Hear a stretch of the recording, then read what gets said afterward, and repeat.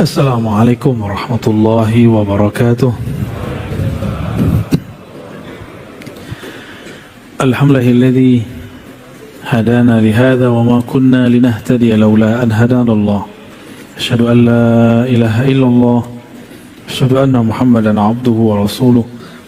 Allahumma salli wa sallim wa barik ala sayyidina Muhammad wa ala alihi wa ahli baitihi wa dhurriyyatihi wal mahdi khalifatihi wa sallim. Allahumma bika asbahna wa bika amsayna wa bika nahya wa bika namut wa ilayka an-nushur. Bismillahilladzi la yadurru ma'a ismihi shay'un fil ardi wa la fis samaa'i was-sami'ul 'alim.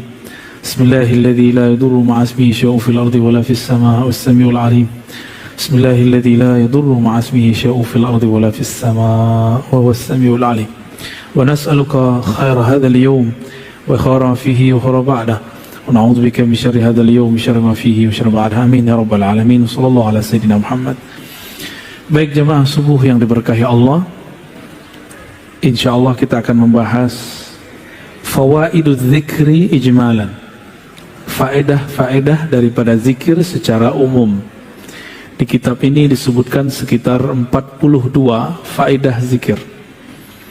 Sebenarnya sebelum beliau sudah ada imam salafi tapi sufi, namanya Ibnu Qayyim Al-Jauziyah, nulis kitab Al-Wabil Thayyib, menyebutkan lebih dari 40 faedah zikir. Yang ini versi Syekh Abdul Qadir Isa. Maka untuk beliau mari kita kirimkan surah Al-Fatihah, semoga beliau diberkahi di alam sana. Ila hadratin Nabi Mustafa Muhammad sallallahu alaihi wasallam wa ila sayyidina Abi Bakr wa Umar wa Uthman wa Ali wa sadatina ahlu turuq as-sufiyyah wal awliya as-salihin wal ulama min khassatan muallif hadha al-kitab mursyidna Syekhna Abdul Qadir Isa wa talamidhihi wa man akhadha anhu wal hadirin wal hadirat. Al-Fatihah. Na'udzu billahi bismillah. Ya ya.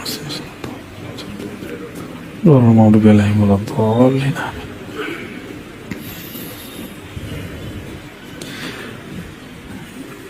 Ini nomor-nomor nanti kita jelasin ya. Faedah zikir yang pertama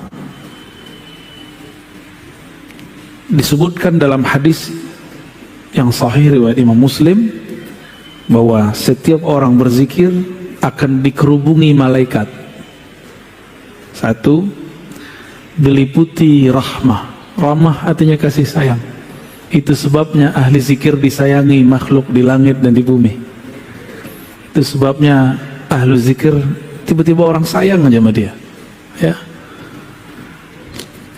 Kenapa dia disayangi? Karena pemilik langit bumi sayang dia. Semoga kita bagian dari mereka, amin ya rabbal alamin. Tidak hanya itu, otomatis karena dia bersama pemilik alam yang membolak-balik kolbu, maka kolbunya jadi sakinah. Apa arti sakinah? Tenang. Kolbu itu artinya bergerak, kusak-kusuk, gundah. Kata orang apa? Gundah gulana. Ente gundah gak? Jomblo. Pasti gundah dia ini tiap malam, tidur meluk bantal kan. Tapi kalau dia zikir, ada sakinah di kolbunya, insya Allah. Apalagi namanya viral di langit. Antum gak terkenal di bumi gak apa-apa, yang penting terkenal di langit. Wa zakarumullah fiman indah. Itu udah berapa tuh? Udah 4 ya. Jadi nanti bisa lebih dari 42 itu. Pertama apa? Malaikat menghubungi, hafat bihimul malaikah. Jadi antum nih sadar atau tidak, kalau lagi majelis ratibul haddar, ratibul attas, istighatsah, zikir pagi sore, baca Quran, itu banyak malaikat yang menghubungi ya. Ama kita itu ada malaikat-malaikat khusus. Malaikat itu senang, ditambah malaikat-malaikat rahmah.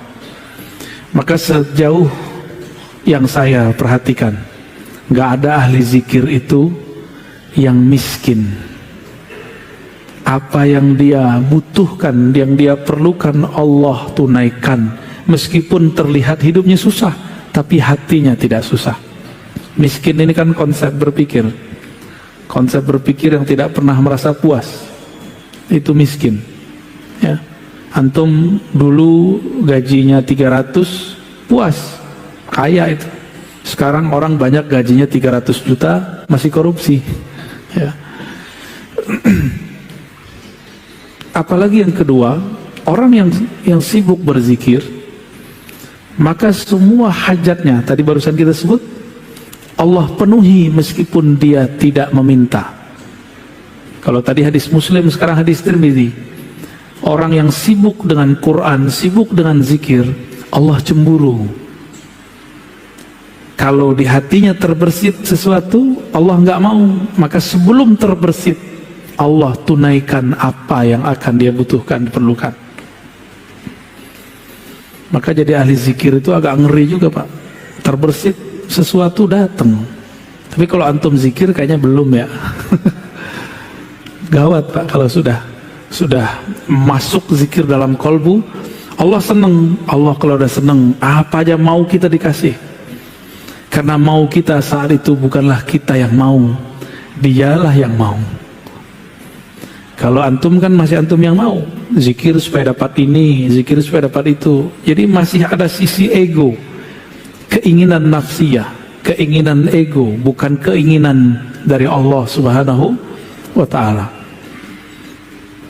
Kayaknya pada pengen zikir semua nih, tapi salah niat.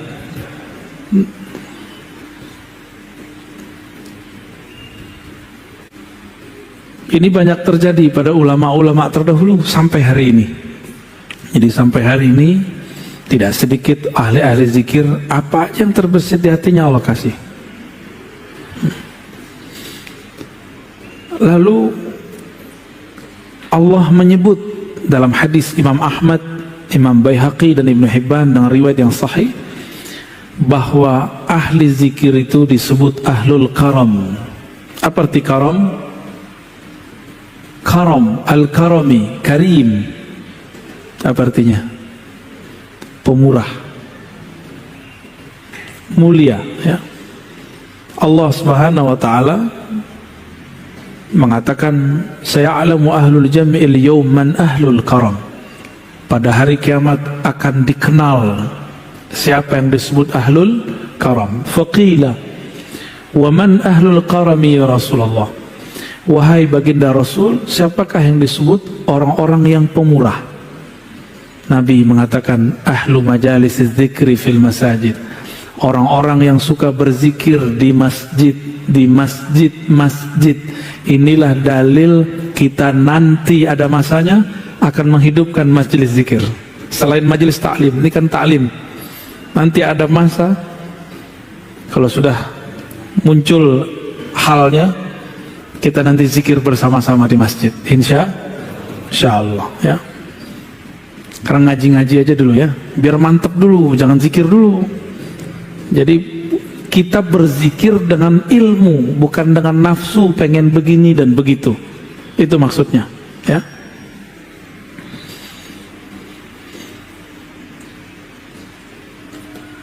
Kalau tadi yang pertama, orang yang berzikir, malaikat mengerubungi. Itu malaikat rahmat di bumi. Ada malaikat-malaikat muqarrabin di langit. Mereka berbangga-bangga. Bukan mereka ya, Allah yang membanggakan kita di hadapan mereka. Satu kali Sayyidina Nabi SAW kharaja ala halaqatin. Keluar ke satu halaqah yang ada di masjid. Nabi nggak pernah suruh buat halaqah.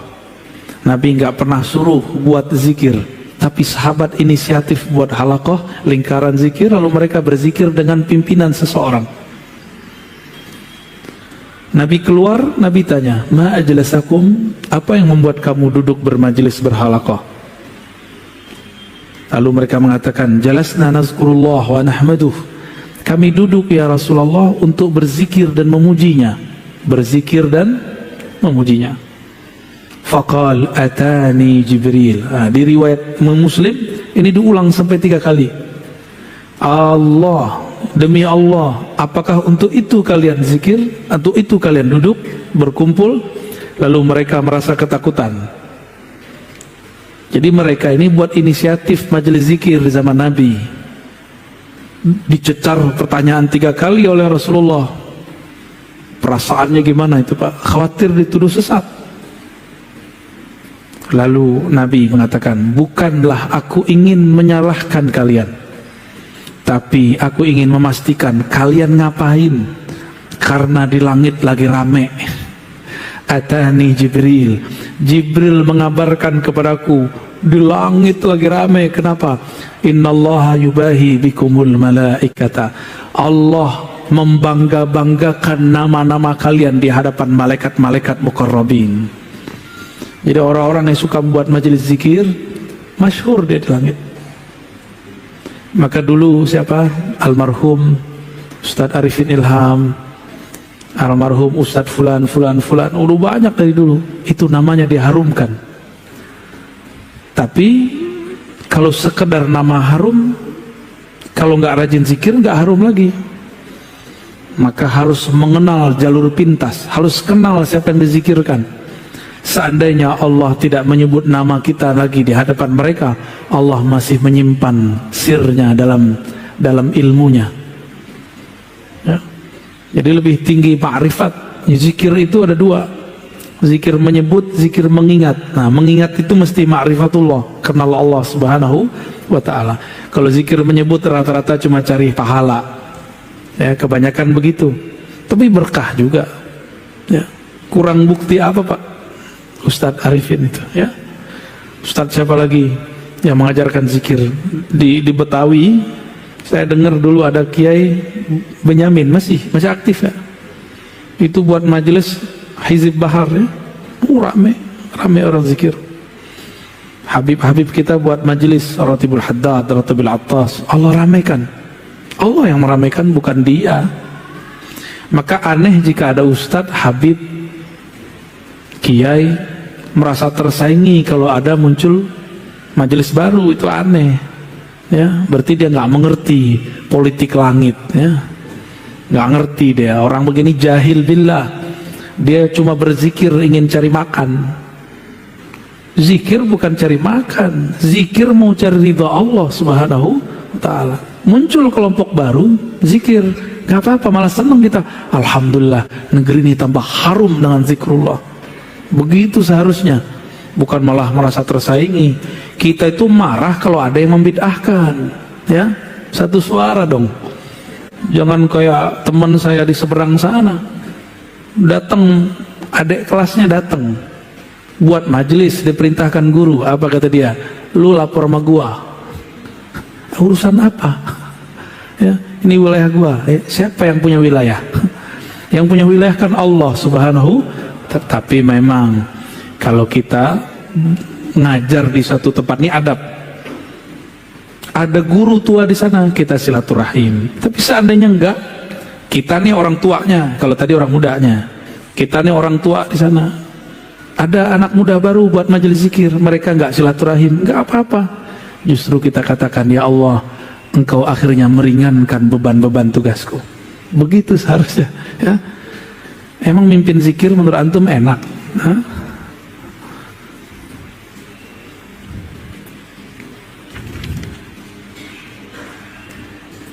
Orang yang berzikir dengan berjamaah, nah ini dalilnya berjamaah nih, hadis Imam Ahmad. Jadi orang-orang yang membid'ahkan zikir berjamaah, saya meragukan mereka ini mengikuti sunnah, walaupun ngakunya manhaj sunnah, nggak percaya. Kenapa? Dalam hadis-hadis yang sahih, hasan minimal, itu selalu menganjurkan zikir berjamaah. Dalam hadis Anas bin Malik diriwayatkan oleh Imam Ahmad, ma min qaumin, tidaklah sekelompok orang ijtama'u. Apa arti ijtama'u? Berkumpul. Yazkurunallah, mereka mengingat Allah. Illa nadahum munadin minas sama, kecuali muncul malaikat yang memanggil dari langit. Apa kata malaikat ini? Kumu maghfuran lakum. Suara apa itu Ustaz? Oke. Kumu maghfuran lakum, berdirilah kalian dalam keadaan maghfura, diampuni. Qad buddilat sayyiatikum hasanat, kesalahanmu sudah diganti dengan kebaikan-kebaikan. Dosa-dosamu dihapus, kamu dapat derajat yang tinggi. Ini hadis menunjukkan makna apa? Pertama, majelis zikir itu diridhoi oleh Allah SWT. Bukti Allah ridho, kita diberi ampunan. Jadi nggak usah khawatir lagi untuk menghidupkan majelis zikir. Mau namanya rotibul haddar, rotibul attas, rotib apa, teruslah. Ya, nanti kita buat rotib al-hashimiyah. Canda ya, nggak sopan masa saya buat rotib sendiri ya. Nanti malaikat akan berseru di langit. Malaikat ini berseru jika diperintahkan. Apa kata dia? Kumu maghfuran, berdirilah kalian dalam keadaan diampuni. Oh, hamba kalau diampuni oleh Allah berarti Allah ridho sama dia. Kalau Allah ridho sama dia, apa aja mau dia Allah kasih. Ya, antum maunya pasti rumah, mobil, nggak begitu. Bukan itu maksudnya. Ya. Nah, maka di sini faedah zikirnya adalah orang yang berkumpul bermajelis zikir diampuni, dan yang kedua diganti dosa-dosanya menjadi kebaikan-kebaikan. Kita ini kan nggak ada yang nggak berdosa. Ada di sini yang nggak dosa? Yang muka-muka ustadz nih dosanya paling banyak kali. Sama kita ya. Yang penting jangan merasa sok suci aja, Allah nggak suka. Itu yang dibaca imam kita tadi. Apa ayatnya tadi? Yuzakkuna anfusahum, mereka itu suka sok-sok suci gitu ya. Itu ayat tadi yang dibaca. Itu ayat tamparan keras buat kita semua ya.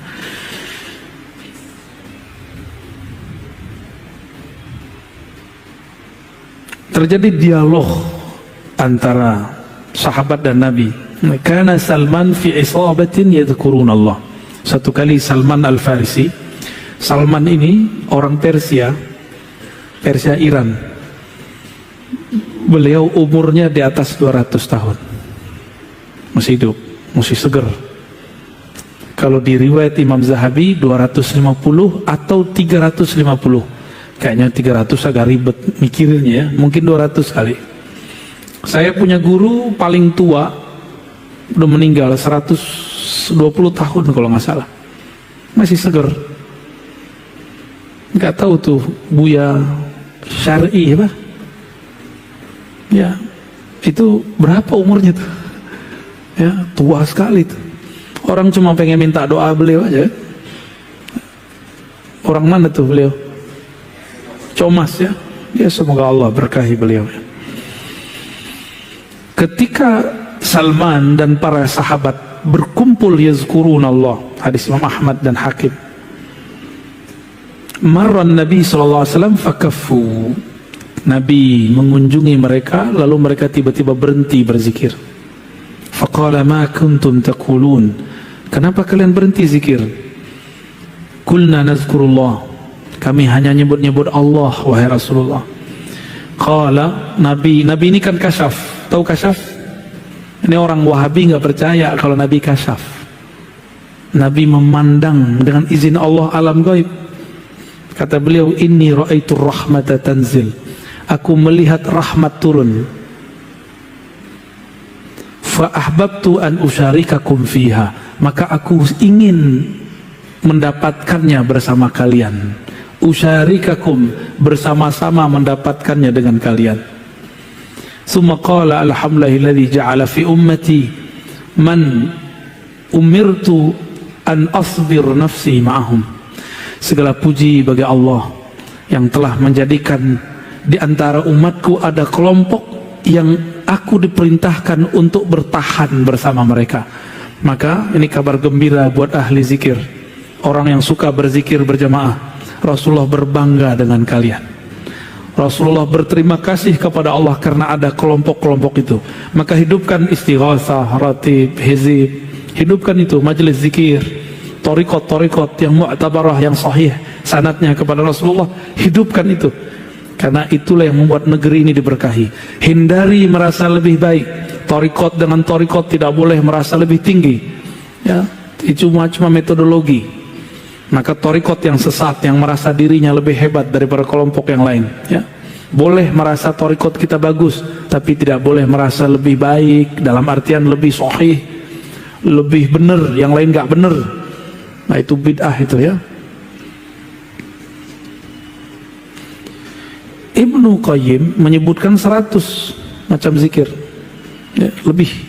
Pertama, manfaat zikir, ya. Annahu yutridu syaitan wa yuqmi'uhu wa yuksiruh. Orang kalau berzikir maka syaitan tertolak, ya. Jadi kenapa kita ini kesetanan? Karena kurang zikir. Jadi kalau antum melihat ada orang zikir terus begitu, itu bukan kesurupan. Itu namanya hal, apa namanya? Atau wujudan.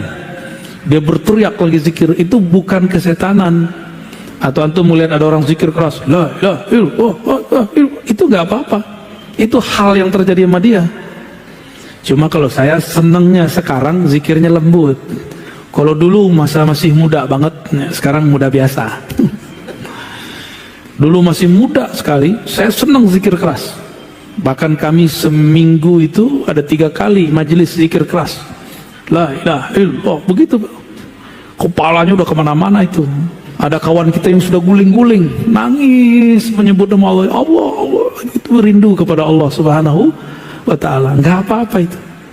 Cuma jangan di tempat yang orang belum mengerti tentang itu. Kayak di masjid ini kan belum terbiasa. Ini kan masjidnya masjid mu'alaf juga nih. Dulunya jangankan itu, kunut aja susah di sini, ya. Imam mau kunut aja disogok dulu biar gak kunut, ya. Tanya nih sama imamnya, ya. Annahu yurdir rahmana azza wa jal. Orang kalau zikir Allah ridha. Ada yang lebih tinggi dari ridha Allah. Antum kalau sudah diridai Allah, mau ke langit ke-7 boleh, mau masuk surga boleh, tapi mati dulu. Yang ketiga, ayuzilal hamma wal ghamma anil qalb. Kenapa ada orang gundah gulana? Karena zikir tidak masuk menjadi benteng dirinya. Maka syaitan itu kan mengalir di seluruh darah. Bisa setan. Cuma syaitan tidak sanggup masuk ke jantung. Namun karena darah sudah kotor, itu darah yang masuk bekas dia. Itulah yang membuat kolbu kita gundah. Jadi zikir rutin, zikir itu nggak usah banyak-banyak. Zikirnya yang rutin, pagi sore, ba'da sholat, dirutinkan terus begitu. Nanti akan muncul cahaya, berlapis cahaya, begitulah terus. Lama-lama dia kuat. Jangan langsung sekali hantam 70.000. Ya boleh juga kalau sering. 70.000 itu bulanan, mingguan. Misalnya kita buat majelis khatam 70.000 sekali seminggu boleh. Jangan sekali setahun 70.000-nya. Ya. Yang keempat, annahu yujlibu lil qalbil faraha was surura wal bast. Orang yang zikir, maka di kolbunya ada kebahagiaan. Yajlib, dapat menarik ras energi bahagia. Ya, orang-orang yang murung ini kurang zikir, ya. Ini wajah-wajah galau ini kurang zikir ini, ya. Kebanyakan nonton YouTube. Annahu yunawwirul wajha wal qalb. Orang kalau zikir karena kolbunya berseri-seri, wajahnya pun berbahagia. Ya. Walaupun air matanya menetes, tapi dia menetes dengan kebahagiaan. Emang bisa nangis tanda bahagia? Bisa, ya? Coba ibu-ibu itu waktu dulu nikah nangis. Kita tanya, kamu sedih neng? Enggak, aku bahagia. Jadi ada tangisan bahagia. Annahu yuqwil qalba wal badan. Orang ahli zikir itu kuat kolbunya dan badannya. Jadi antum yang sakit-sakitan mulu, dikit-dikit capek, itu kurang zikir. Karena kalau zikir, kolbunya tenang. Orang kalau zikir, kolbunya tenang. Kalau kolbunya tenang, maka badannya akan stabil, imunnya oke. Ya. Nah, ini kesukaan antum nih ya. Zikir itu menarik rezeki. Annahu yajlibur rizqa. Zikir itu menarik rezeki. Cuma salah paham, rezeki itu tidak hanya yang zahir, ada yang batin. Yang zahir duit, rumah, tanah, pakaian, kendaraan. Ya. Ini beda nih ya. Ada orang zikir, saking banyaknya zikir, dia kemudian berkhidmat untuk zikir. Tapi dalam khidmat untuk zikir dia terhalang oleh kendaraan. Maka Allah lihat, orang ini butuh kendaraan, Allah adakan kendaraan untuk dia. Lain dengan kita mau beli kendaraan, zikir dulu. Beda ya, modus. Ya, itu modus, thariqat al-modusiyah. Thariqat begini udah ketinggalan, ya. Pengen ini zikir, itu thariqat jadul, bukan thariqat ma'rifatullah. Thariqat begini Allah nggak ridho. Kamu zikir bukan untukku, tapi untuk kemauanmu. Kalau yang pertama tadi lain, dia khidmat untuk zikrullah. Dia kurang kendaraan, Allah adakan kendaraannya. Basit, dia kurang pasangan, Allah nikahkan dia. Ya, ente al-jomlowi nih. Dia kurang apa? Kurang makan, Allah cukupkan makannya. Itu kalau sudah khidmat. Ya. Dompetnya kurang tebal, Allah tebalkan dompetnya. Tapi jangan dimulai dari dompet. Dompet tipis nih, zikirullah. Ini beda ya. Jadi orang ahli zikir nih nggak pantas mikirin mobil, nggak pantas.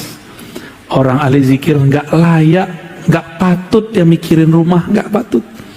Orang ahli zikir nggak seyogyanya dia membicarakan dompet, nggak seyogyanya dia ngurus-urusan begitu. Allah yang urus, jamaah yang urus nanti. Allah ilhamkan kepada jamaah, jamaah ngomong. Disinilah ahli zikir diuji. Nanti antum yang khidmat zikir, ujiannya cuma dengerin aneh. Kita rajin zikir nih, buat majelis zikir.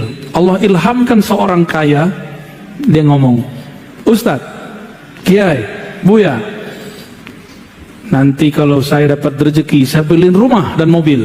Nah, nanti begitu. Itu ujian. Allah sengaja tes case. Ditesnya orang, dia ahli zikir atau pengen sesuatu dalam zikirnya. Kalau dia ahli zikir, dia cuek aja. Kita digombalin orang. Ya, orang kalau susah kan ngomong begitu.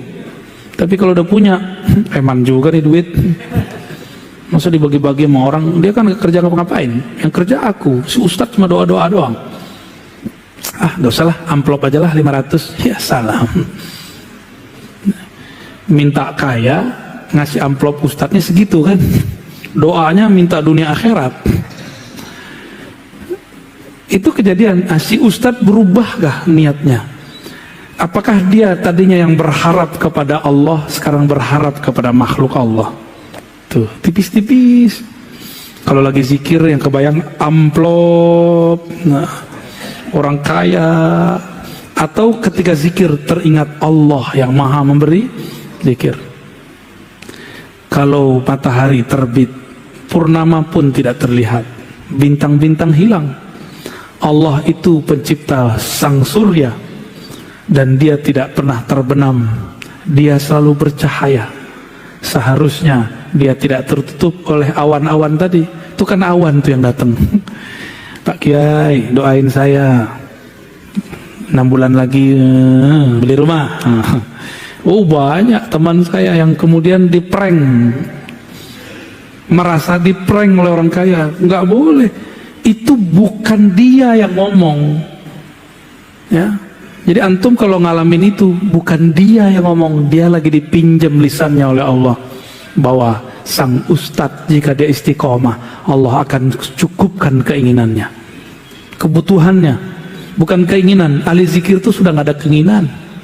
Dia butuh apa Allah kasih. Butuh apa Allah kasih. Kan kebutuhannya ahli zikir ini macam-macam. Datang sendiri aja, ya, nggak dibuat-buat itu. Ente lagi butuh apa, Basit? Butuh pasangan hidup ya? niatnya benerin ya. Annahu yaksu dzakiral mahabata wal halawata wan nudrah. Zikir ini membuat ahlinya dipakaikan oleh Allah haibah. Maka ahli zikir nggak perlu pakai jimat. Antum yang punya jimat, bakarlah jimatnya.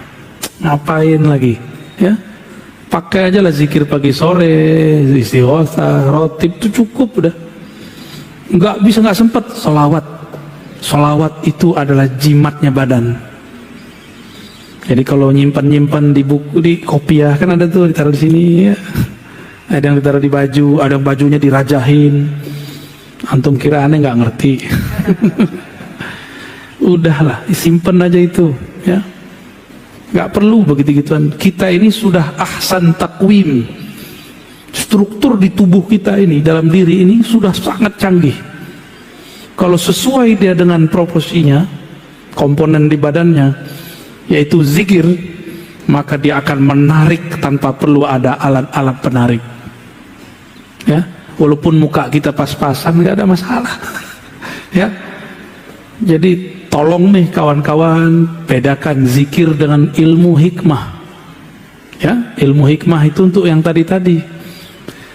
Ilmu hikmah itu cuma jalan supaya orang nanti kecewa sama jimat, kecewa sama raja, kembali kepada Allah. Saya punya dosen dulu, dia mantan mursyid hikmah, jadi ahli buat raja.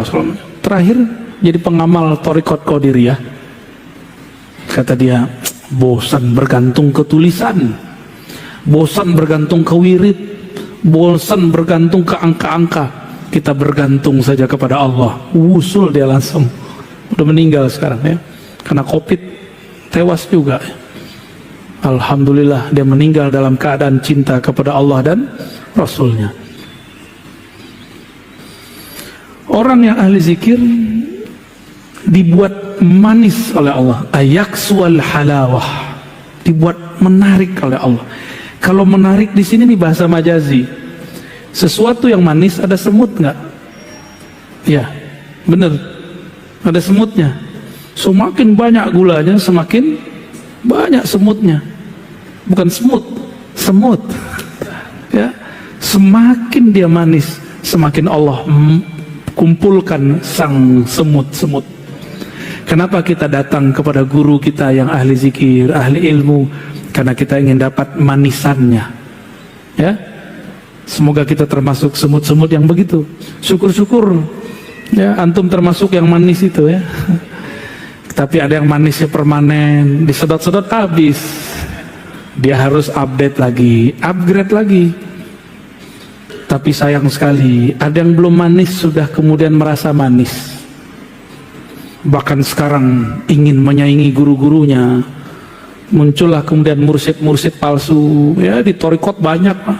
Di zaman Abah Anom dulu ada 9 mursyid palsu. Beliau, Abah Anom masih hidup, ada 9 Pak mursyid palsu. Mantan muridnya ngaku jadi mursyid. Bahkan meremehkan Abah Anom banyak. Jadi nanti jangan heran kalau ada orang yang ngaji sama saya nanti saya nggak tahu sekarang ya. Nanti jelek-jelekin saya. Rozi mah belum nyampe. Ya nggak apa-apa. Rozi sesat, nggak apa-apa. Terserah ente. Ya. Kita tidak diminta untuk dikenang amal kita. Ya, guru sih sedih muridnya khianat. Cuma itu kan takdir Allah. Kita pulangkan, kembalikan semua kepada Allah. Kita cuma berdoa semoga kita tidak jadi murid yang khianat. Ya, ada yang nggak diangkat jadi mursyid, setelah wafat ngaku jadi mursyid. Itu pengkhianat juga itu.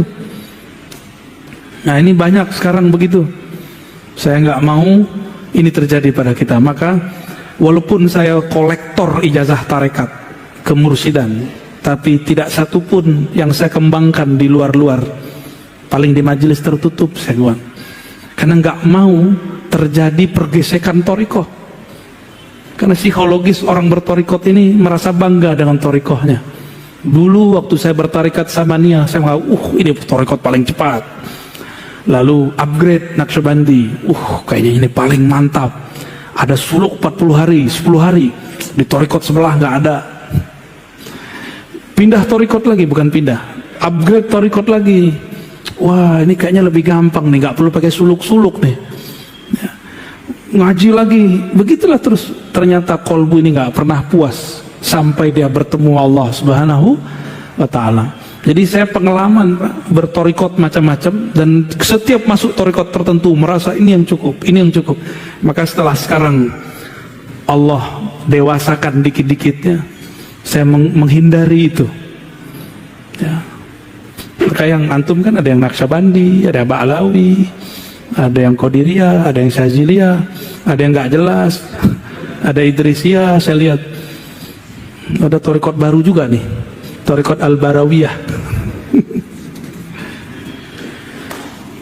Paling lucu di sebuah pertemuan torikot, banyak orang torikot sholat maghrib datang, berlombalah mereka pengen jadi imam karena berharap nanti memimpin zikir. Dipimpinlah oleh salah satu orang torikoh, yang torikoh lain marah, bid'ah, torikot kita beda. Tuh ngapain ente begitu ya? Pada seharusnya dinikmati aja, mau di depan pakai apa zikirnya, ikuti. Nah, ini yang saya hindari. Ya, itu ciri-ciri torikot ego, torikot nafsiyah, bukan torikot ma'rifat, torikot ruh. Ya, dalam ruh biasa aja. Udah Basit, cukup. Nah, terakhir saya bacakan nomor 9 kalau di Ibnu Qayyim. Yuwarrithul mahabbata allati hiya ruhul Islam. Orang ahli zikir pasti kolbunya penuh cinta. Jadi kenapa antum ketemu sekelompok orang ngaji doang dia, nggak ada zikirnya, kerjanya nyalahin orang belum, ya. Karena dia kurang zikrullah. Kalau dia sering zikrullah, di kolbunya yang penuh cinta, mahabbah. Mahabbah itulah ruhul Islam. Mahabbah itulah inti orang beragama. Mahabbah itulah yang kemudian Allah menciptakan segala sesuatu karenanya. Dengan mahabbah itulah Allah sampaikan seorang hamba ke hadiratnya. Dengan mahabbah itulah Salahuddin Al-Ayyubi menaklukkan perang salib. Muhammad Al-Fatih dibimbing gurunya Al-Mursyid Al-Kabir Ibn Syamsuddin memenangkan perang, menaklukkan Konstantinia.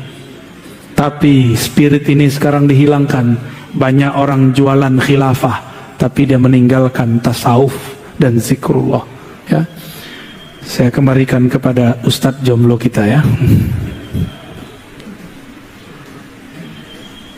Alhamdulillahirrahmanirrahim. Terima kasih Buya atas materinya.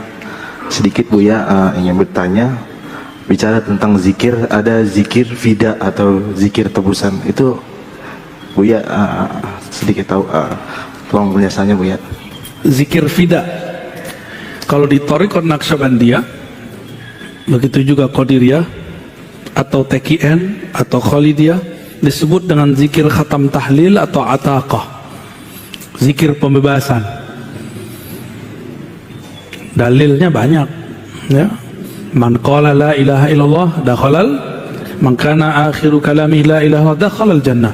Siapa yang akhir kalamnya la ilaha illallah masuk surga. Lalu supaya dapat hak la ilaha illallah, Imam Ad-Dusuqi, Imam As-Sanusi menjelaskan dalam kitab mereka, kitab akidah Sunusiyah, Dusuqiyah, disebutkan faidah zikir 70.000. Disebut zikir itqun minan nar, membebaskan hamba dari api neraka. Ya, itu disebut zikir fida. Nah, namun Imam Ibn Arabi punya zikir fida yang lain dengan salawat. Imam Syafi'i zikir fida'nya 4.000 kali khatam Quran. Kalau saya nggak banyak-banyak Pak. Zikir fida' itu zikir ma'rifatullah. Kenali yang engkau sebut, maka engkau diselamatkannya. Selesai. Masalahnya kenalnya gimana? Ya, cukup. Para jamaah ada yang ingin bertanya?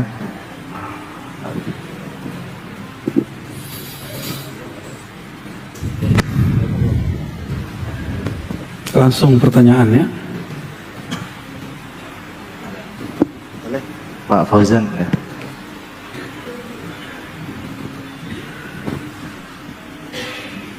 Assalamualaikum warahmatullahi wabarakatuh. Assalamualaikum. Alhamdulillah. Buya, saya ingin sedikit bertanya tentang zikirnya para anbiya, seperti zikirnya Nabi Adam alaihissalam, Rabbana dhalamna anfusana wa illam taghfir lana wa tarhamna lanakunanna minal khasirin. Kemudian zikirnya Nabi Yunus alaihissalam, La ilaha illa anta subhanaka inni kuntu minadh dhalimin.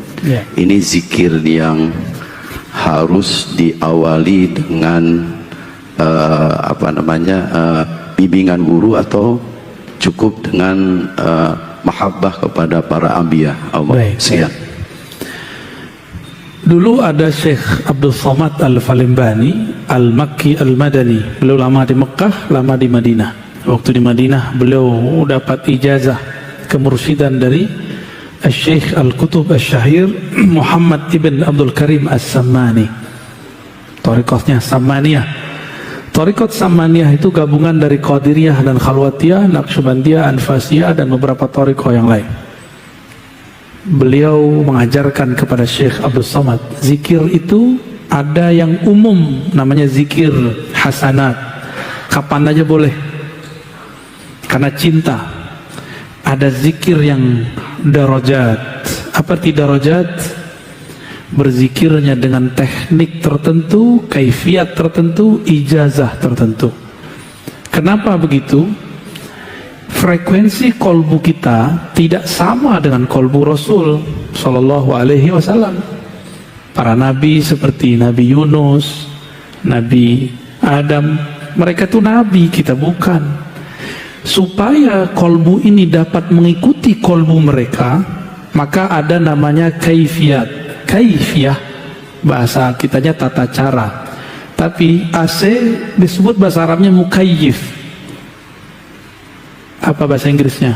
Air conditioning apa? Ya, pengkondisi udara gitu kalau diterjemahkan. Maka kaifiat itu dalam bahasa psikologi disebut conditioning sebelum zikir. Ini yang mahal dalam thariqah. Jadi apa yang membuat zikir thariqah bisa bertahan, bisa berbeda dengan zikir orang biasa, ustadz yang tidak berthariqah? Orang berthariqah itu punya conditioning. Misalnya gini, la hadratin nabi al-fatihah gitu ya. La ila ruhi, itu semua namanya conditioning. Mengkondisikan kolbu supaya siap mengikuti zikir, supaya pikiran ikut kolbu, bukan kolbu ikut pikiran. Ini ciri-cirinya kalau kolbu ikut pikiran apa? Kalau lagi zikir pikirannya melayang, mi'raj ya. Tapi kalau kita kondisikan kolbu dengan baik, akal dengan baik, akalnya ngikut kolbu, yang jadi imam kolbu. Tinggal Bapak pilih yang mana. Untuk kalau lagi di motor, di mobil, di bus, di kereta, kita zikir hasanat umum. Tapi kalau kita lagi di atas sajadah, gunakan kaifiat. Disebut zikir darajat. Zikir yang dengan zikir itu Allah angkat nanti. Kira-kira begitu ya. Silakan diamalkan.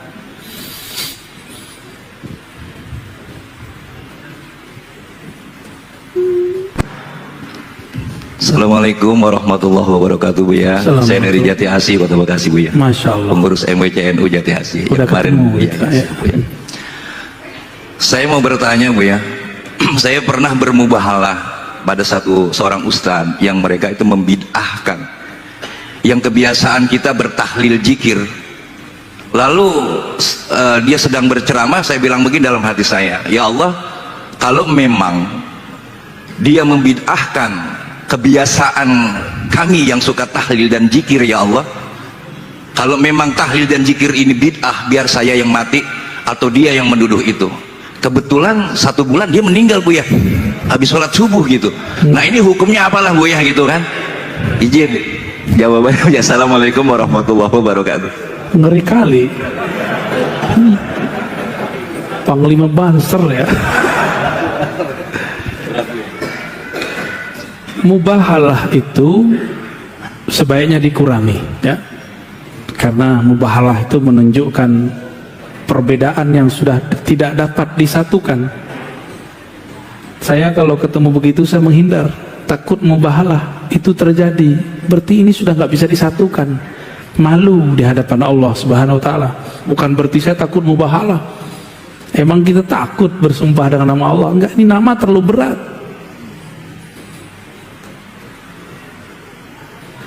Kalau kita mubahalah, yang dianjurkan itu dengan ahli kitab. Dengan siapa? Dan lafaz mubahalah itu ganas sekali. Nabtahil, kami bersumpah. Kalau bahasa orang kita sumpah pocong, sumpah sial, sumpah kutukan. Yang sumpah ini akan membuat hancur binasa dirinya dan keluarganya, sekian keturunan. Itu kan bahaya. Itu bahaya. Nabi diperintahkan begitu karena ahlu kitabnya resek, gak bisa lagi diapa-apain.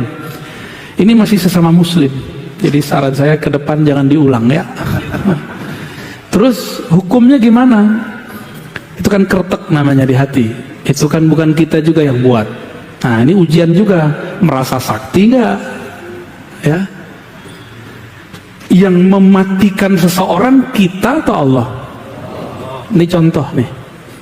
Dalam hikam, sawabikul himami la tukhriku aswarul aqdari. Himmah yang kuat, batin yang dahsyat. Itu maksudnya. Tidak akan bisa merobek, menghancurkan dinding-dinding takdir. Gak akan bisa. Maka dia mati bukan karena kita yang ngomong, tapi Allah pinjem kalam kita. Matilah dia karena itu. Kan ngeri juga tuh. Ya, si abang kita dipinjam Allah lidahnya untuk matiin orang. Contoh gini, saya ambil pisau, kita tusuk seseorang. Kalau Allah bilang nggak mati, nggak mati. Apakah saya yang kemudian nusuk orang lalu bikin dia mati? Enggak. Ini cuma asbab aja. Ini cuma asbab. Contoh lain nih, antum ngelihat ada orang pinter, bukan pinter dukun ya, orang cerdas. Ini bakal jadi orang hebat nih, terkenal ini. Terkenallah dia beberapa tahun setelah kita ngomong. Pertanyaannya, dia terkenal karena kita ngomong? Bukan. Allah tadi pinjam lisan kita 3 tahun lalu. Allah pinjam lisan. Setelah dipinjam, Allah ngomong lewat lisan, nanti orang ini akan terkenal gitu. Benar terkenal dia. Bakal mati deh, tapi bukan karena kita yang ngomong, tapi kita lagi dipinjam. Itu namanya khatir. Bahasa Arabnya apa? Khatir Rabbani. Khatir, kalau dia berkalam, kalamnya sama dengan kun. Kalau sudah kun, apa aja terjadi ya. Tapi kun ada 2, ada kun ahli zikir, ada dukun. Beda-beda tipis tuh. Gitu bang ya, jauh-jauh dari Jati Asih. Ya, satu lagi. Baik, yang mana tuh? Yang sana belum tuh? Yang sini belum. Boleh. Yang kecamatan. Boleh dioper. Next, nanyanya pakai kertas aja, ya. Ente bagi kertasnya. Assalamualaikum warahmatullahi wabarakatuh, Bu ya. Assalamualaikum. Saya Tamrin dari Sepatan, Tangerang. Ya. Izin bertanya tentang tarkud dunia, tarkul makhluk, dan salah satunya dengan terakhir itu tarkus syaiton. Saya lupa satu laginya. Perjalanan untuk menuju ke sini, bukankah itu melalui ranah tarbiyah dari guru-guru kita gitu, Ustaz ya? Pertanyaannya adalah untuk kita atau saya pribadi yang kaum awam itu, seperti apa tarbiyah yang paling mudah untuk dimulazamah untuk yang seperti ini, Ustaz? Demikian. Assalamualaikum warahmatullahi wabarakatuh. Waalaikumsalam. Al-mar'u ala dini khalilih. Begitu kan hadis yang kita sudah hafal. Seseorang itu dinnya, agamanya, akhlaknya, paradigmanya akan terbentuk dari khalilnya. Siapa yang jadi teman dekatnya? Bisa jadi mursyidnya, kiainya, komunitasnya. Ya. kita ini sebenarnya boleh punya apa aja Pak. Bapak boleh punya rumah 1000, punya cincin di semua tangan lengkap. Ngeri juga ya. Punya apa aja boleh, yang penting nggak masuk ke dalam kolbu. Ini masalahnya. Ciri-cirinya apa? Nggak susah kalau ngasih orang.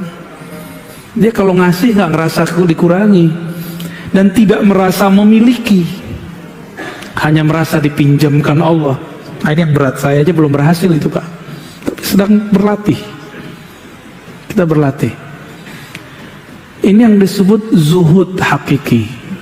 Zuhud hakiki ketika selain Allah ditalak 3 dari kolbu. Bukan berarti kita kemudian bukan dengan dunia. Jadi saya ulangi, Bapak boleh punya kendaraan sebagus apapun, banyak-banyak boleh, bagi-bagi kita lah ya. Boleh apa saja, tapi jangan mobil tuh masuk ke kolbu. Inilah anehnya, mobil masuk rumah nggak muat, tapi masuk kolbu muat Pak. Aneh ya? Cirinya apa? Antum sholat kepikiran mobil nggak? Tuh muat ya. Rumah, apalagi kepikiran pasangan, anak, kerjaan, itu semua yang membuat Allah tidak ridho. Allah itu pecemburu.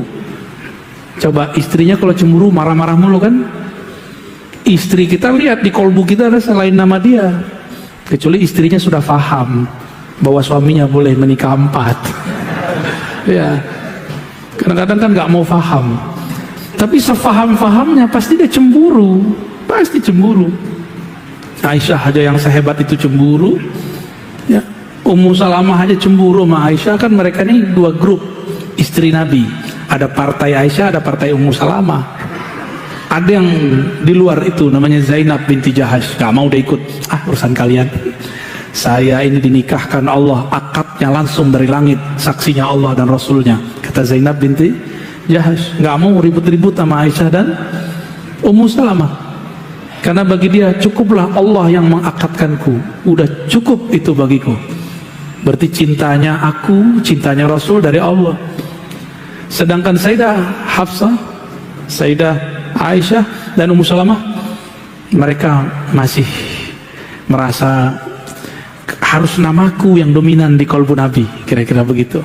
Maka Nabi kemudian bermunajat, ya Allah, untuk membagi badan aku sanggup, untuk membagi harta aku sanggup, haza fima amlik, tapi untuk membagi hati aku tidak sanggup, engkaulah yang maha sanggup. Jadi adil di dalam itu bukan adil secara kolbu, nggak mungkin, adil secara fisik dan materi. Nah, kembali ke yang tadi, itu urusan rumah tangga nggak boleh masuk ke kolbu, nggak boleh masuk. Itu sebabnya ketika Sayyidina Umar melihat anaknya Abdullah bin Umar nikah dengan perempuan, itu lupa ngaji dia, nggak masuk majelis lagi. Umar bilang cerain. Umar kan begitu Pak. Umar itu mursyid Rasulullah, lalu Abu Bakar Umar mursyid ketiga di zaman itu, asistennya Rasul. Kata Abdullah bin Umar, aku masih cinta Pak, cerain. Aku masih cinta Pak, cerain kalau nggak saya bawa ke Rasul. Di sidang di depan Rasul, akhirnya kata Nabi, Abdullah, sudahlah, ikutin ayahmu. Karena ayahnya dapat izin berbicara dengan Allah bahwa anaknya ini kalau lama-lama sama istrinya tidak akan menjadi baitul ilmi, rumah ilmu. Sekarang kita kalau baca hadis pasti diriwayatkan dari Abdullah bin Umar. Ya, itu rahasianya. Jadi Umar ini tajam. Benarlah kata orang Arab, al ilmu maqtu'un baina fakhizail mar'ah. Yang ngerti bahasa Arab jangan diterjemah ya. Ilmu kadang terhalang kalau orang belum bisa memilah-milih ketika dia menikah, ya, ketika belum bisa memilah-milih. Jadi kalau udah mateng baru, ya, kalau ente udah kematangan pasti. Cukup ya? Buya, satu lagi terakhir Buya, terakhir. Ada pesan dari Bapak Andi dari Pasar Kemis. Apakah jika ingin masuk thariqah itu dengan cara keinginan sendiri boleh Buya, atau dengan salat hajat lebih dahulu, dan bolehkah keluar masuk thariqah dengan thariqah yang sama atau beda? Mohon penjelasannya Buya. biasakan mau memutuskan belajar apa aja, sholat, istikharah dan hajat. Karena ciri-ciri orang-orang yang sukses, min sa'adatil mar'i, ya, ciri-ciri orang yang sukses dalam hadis Tirmizi dan Ahmad, dia banyak istikharah. Istikharah itu meminta Allah yang milih, bukan kita yang milih. Ya, apalagi bertorikot, kawin aja, nikah aja kita beristikharah. Jadi istikharah bukan hanya mau nikah, untuk teman hidup, teman tidur, teman makan, teman jalan. Untuk teman menuju Allah mesti istikharah. Ya. Terus boleh nggak keluar masuk torikot? Ya, silakan. Emang torikot artinya apa? Jalan. Jalan itu untuk ditempuh, bukan untuk dipeluk-peluk. Wah, saya tinggal di jalan aja deh, gitu. Maka torikot Naqsyabandi, Qadiri, Idrisi, jangan itu diberhalakan. Jangan tinggal di tengah jalan, nanti dilindas orang. Orang udah nyampe usul kepada Allah, dia masih bangga, saya Naqsyabandi, saya Qadiri, saya Idrisi, saya Syadzili. Mau sampai kapan ente ngomong begitu? Di zaman Rasul kan gak ada Qadiriyah, Naqsyabandiyah, Idrisiyah, Tijaniyah, gak ada. Yang ada cuma Al-Muhammadi, Nabiuna Muhammad sallallahu alaihi wasallam. Maka torikoh kita nggak boleh menghalangi kita kepada Allah. Torikoh itu seharusnya membuka jalan kepada Allah. Jadi kalau kita bilang saya pakai jalan ini, kamu boleh pakai jalan yang lain. Keluar masuk nggak apa-apa. Tapi keluar masuklah dengan istikharah dan musyawarah. Jangan pakai nafsu. Ya. Dan gak ada jaminannya ustadz terkenal itu lebih usul dari ustadz gak terkenal. Banyak kok mursyid-mursyid mastur tidak terkenal, tapi orang kalau dididik oleh beliau bisa sampai ke hadirat Allah Subhanahu wa ta'ala. Cukup ya? Barangkali itu semua Bapak Ibu, sahabat-sahabat, ikhwan akhwat fillah, semoga kajian kitab ini diberkahi Allah Subhanahu wa ta'ala. Ya, mohon maaf dari saya, seperti biasa tidak usah salam-salaman. Semoga Allah membuktikan cinta kita semua. Assalamualaikum warahmatullahi wabarakatuh.